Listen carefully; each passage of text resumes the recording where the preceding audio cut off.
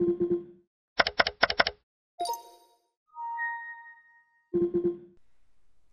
this section, we will discuss instantaneous rates of change.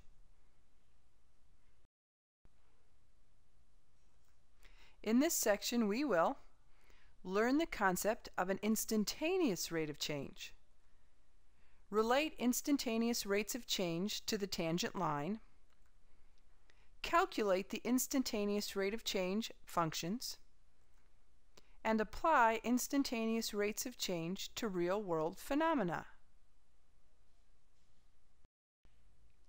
Let's take a look at the definition of the slope of a curve.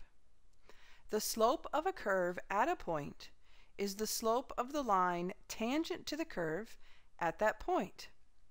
Here we have a parabola with the point 1, 1 located on it. The red line drawn through 1, 1 is the tangent line, and the slope of the line at that point is the slope of the curve at that point. Definition of a tangent line. The line that just touches the graph at a single point is called the tangent line. The red line drawn through the point 1, 1 is this graph's tangent line at the point 1, 1.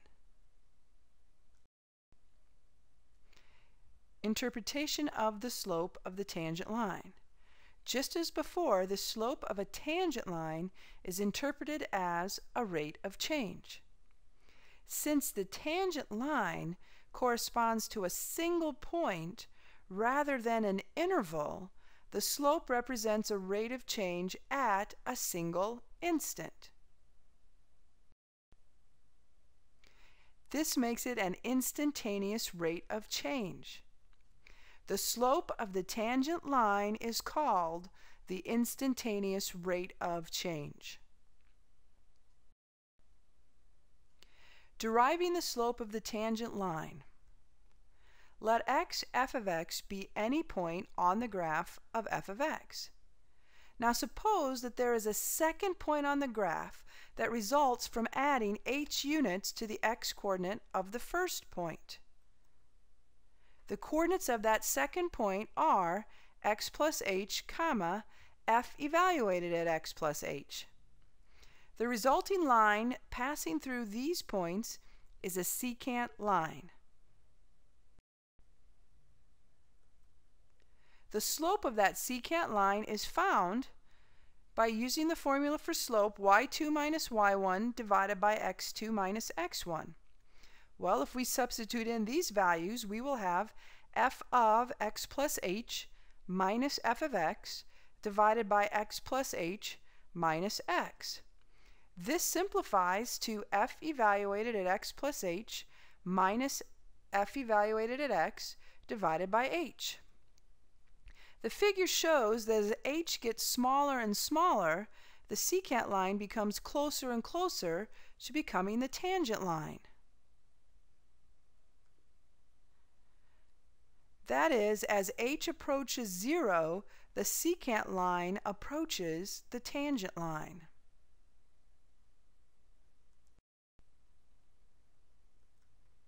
This means that the slope of the tangent line is the limit of the slope of the secant line as h approaches 0. Therefore, the limit as h approaches 0 of f of x plus h minus f of x all divided by h is the slope of the tangent line. Here's an example. A ball is dropped from the top of a building and it falls such that the distance it traveled after t seconds is given by s of x equals negative 16 times x squared feet. At what velocity is the ball traveling at 3 seconds? To solve this, we're going to remember that the velocity of the ball is the instantaneous rate of change of the distance with respect to time, which makes it equal to the slope of the tangent line. The slope of the tangent line is found by using the formula slope equals the limit as h approaches 0 of s of x plus h minus s of x all divided by h. So we're going to evaluate the original function negative 16x squared at x plus h. So the quantity x plus h goes in for x in that original function, giving us negative 16 times the quantity of x plus h quantity squared minus negative 16x squared all divided by h.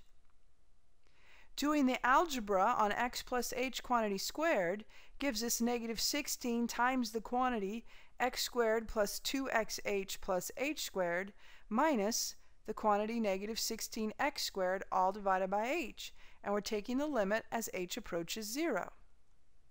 If we simplify this, we're going to get negative 32xh minus 16h squared all divided by h, and we're going to take the limit as h goes to 0.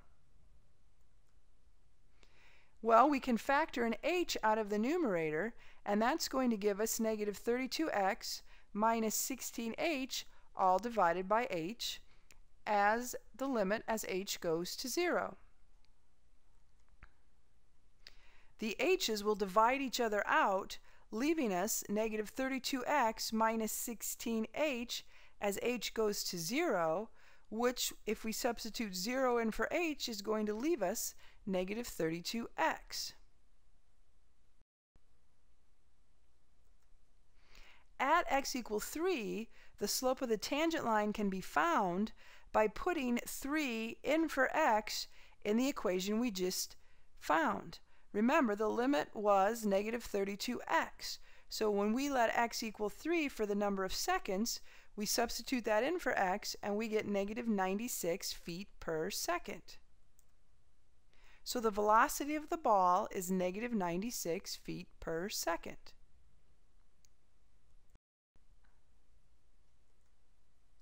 In this last example, the instantaneous velocity is the limiting value of the average velocity as h goes to 0. In general, given a position function s of t, the average velocity is s evaluated at t plus h minus s of t all divided by h. Then the instantaneous velocity is found by taking the limit as h approaches 0 of that equation. So the limit as h goes to 0 of s of t plus h minus s of t all divided by h is equal to the velocity. Velocity versus speed. Velocity is the rate of change of displacement. It contains information about the direction as well as the speed. Speed is the rate of change of distance and is always non-negative. In the last example, the velocity was negative 96 feet per second, which indicated that the ball was going in a negative direction, which means downward at a speed of 96 feet per second. Speed. The speed of an object is the absolute value of the velocity. Instantaneous rate of change example. A battery factory operates for x hours out of the day and produces f of x equals 600x minus x squared batteries. When during the day will the factory be producing the batteries at the rate of 580 per hour? To find the instantaneous rate of change, we have to start with the slope of the tangent line. So remember, the slope equals the limit as h approaches 0 of f evaluated at x plus h minus f of x all divided by h. So what we're going to do is we're going to substitute in x plus h for x in that function named f. So we're going to get 600 times the quantity x plus h minus the quantity x plus h squared, and that's going to be the expression that represents f of x plus h, and then we subtract from that the expression f of x, which is the 600x minus x squared. We divide all of this by h. So we now need to do the algebra to expand 600 times the quantity x plus h minus x plus h quantity squared, and simplifying this expression even further by combining the like terms is going to give us the limit as h approaches 0 of 600h minus 2xh minus h squared, all divided by h. If you expand and simplify these problems correctly, when you get to this step that we're currently at, each of the terms in the numerator will contain the variable h. This allows us to factor out an h and then divide out the h that is in the denominator. We do this and we're able to simplify to 600 minus 2x minus h. We can now substitute 0 in for h and we'll get our answer as 600 minus 2x. This is the equation that lets us find the slope of the tangent line at any point on the original curve.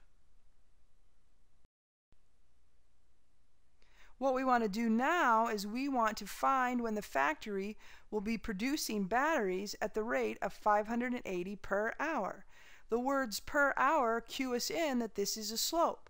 So we know the slope of the tangent line is 580, so we simply set 600 minus 2x equal to 580, and then we solve.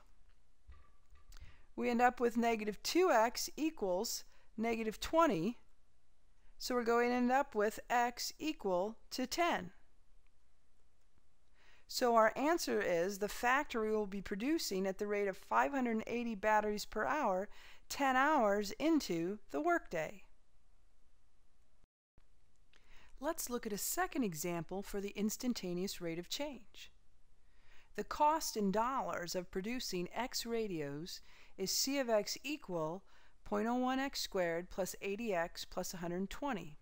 We're asked to find the instantaneous rate of change of C with respect to x when x equals 1,000.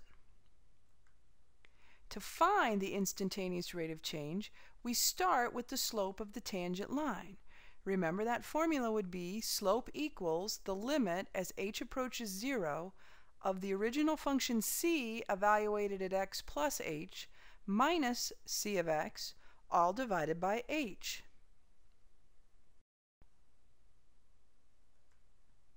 So we're going to substitute in x plus h in the original function anywhere we see an x.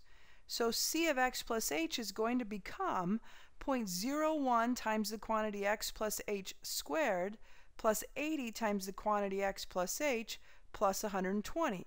That expression represents c of x plus h. We're now going to subtract the expression c of x, which happens to be 0.01x squared plus 80x plus 120. We're going to divide all of that by h. Well, we now need to expand using algebra and then combine the like terms. It's going to give us 0.02xh plus 0.01h squared plus 80h, all divided by h. We know we've done this correctly because every term in the numerator contains an h. We factor that h out and then we divide with the h in the denominator, and our simplified form is going to be 0.02x plus 0.01h plus 80. If we substitute 0 in this expression, we get the slope of our tangent line equal to 0.02x plus 80.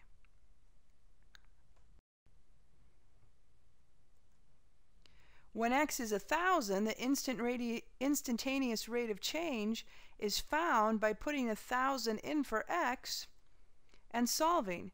We get $100 per unit. This quantity is sometimes referred to as the marginal cost.